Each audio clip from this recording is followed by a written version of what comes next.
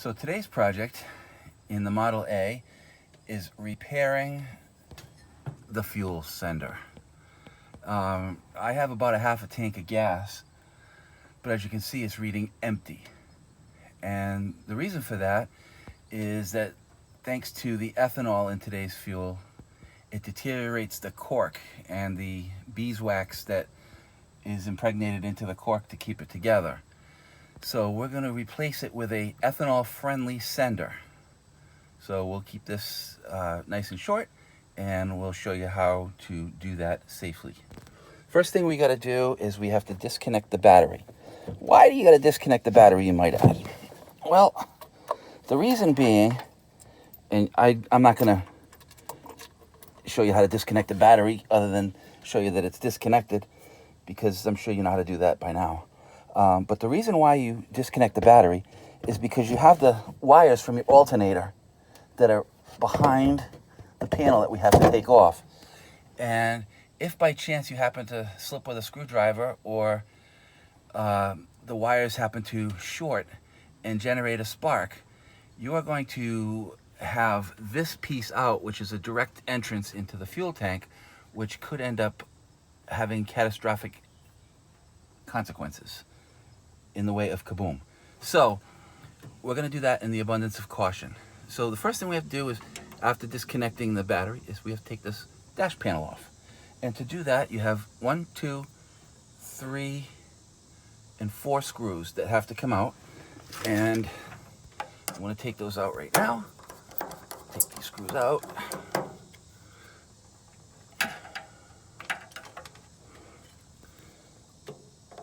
And when you do that, you'll have access to the gauges behind here. So you can see that I've already had to replace out the pop-up switch here. So I'm going to pull this out.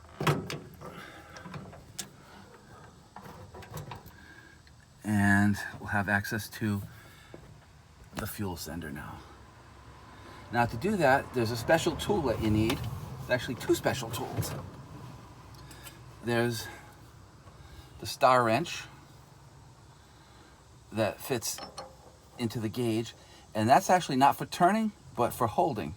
So when you're putting it back together, it keeps the gauge centered straight up and down.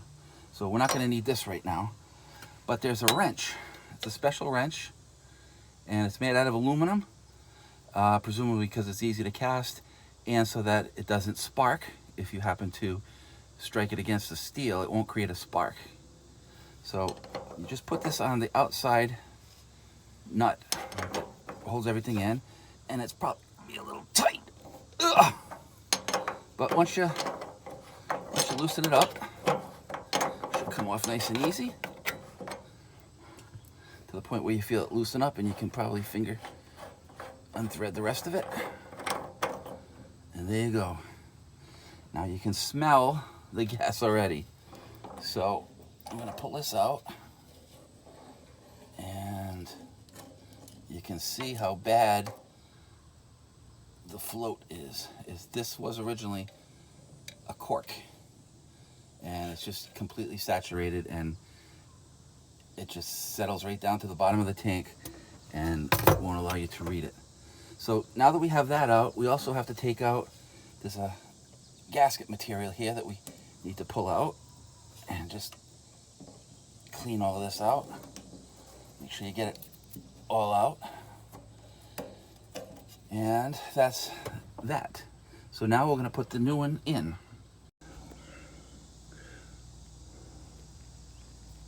One other thing I did neglect to mention is there is a gasket inside of here behind the sight glass, and to get at that special tool that fits in there that I said at the beginning of the video is for just centering this, will also remove this.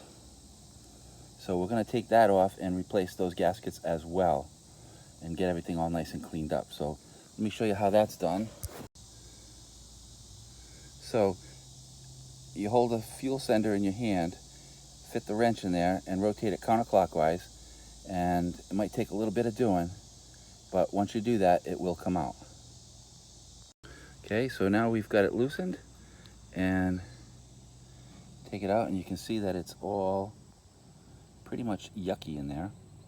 So we're gonna clean that all up, clean this sight glass up, get all the rust out of there, replace it with new parts, and hopefully you can see it that way a little bit better.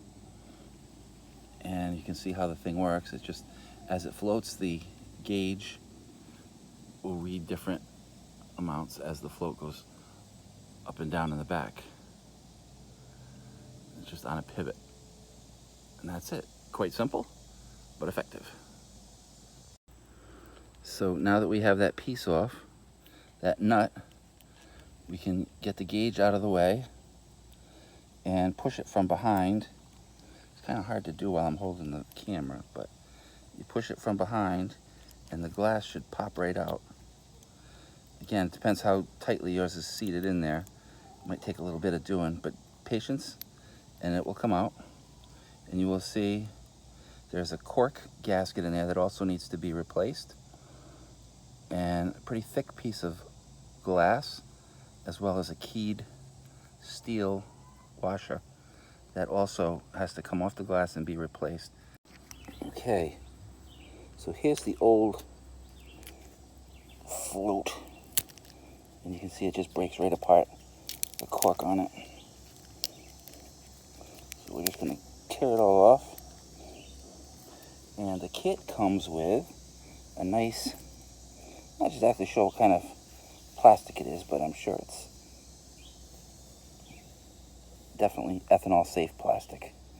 So I'm going to put this on. And we're going to figure out what the story is, because the end of this has a, if you can see that, has a little bit of a squish on the end of it. I'm going to have to file that smooth so that we can get this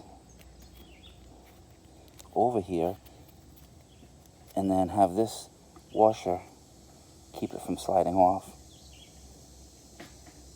So let's see what we can do with that.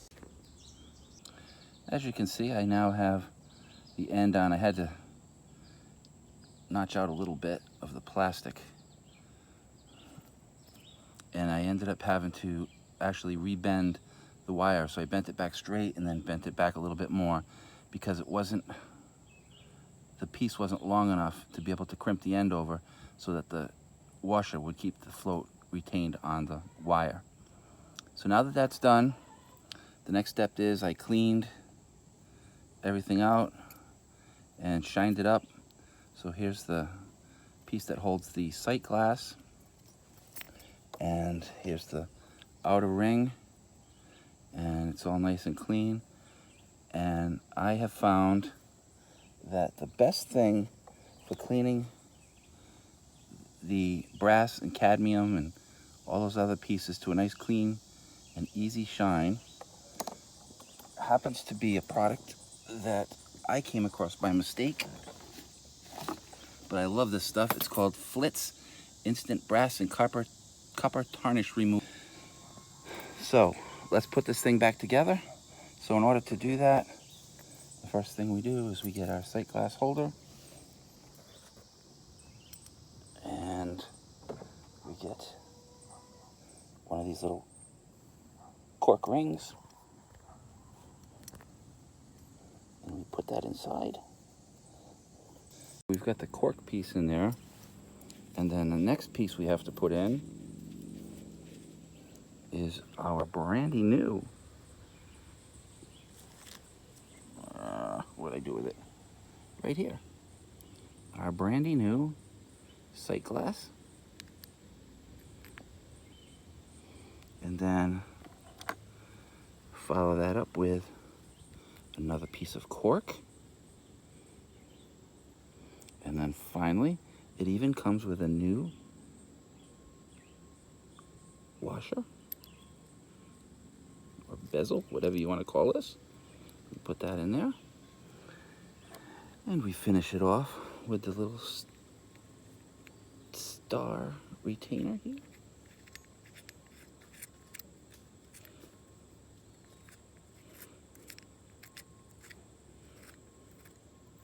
You notice when I put this this washer in, there's a little tab on it that fits in a little groove on the inside. And I put this in as tight as I can by hand. And we're going to use this tool to tighten up as much as we can. And then I'm going to hold it and tighten it up snug. So I'm going to come back in just a moment.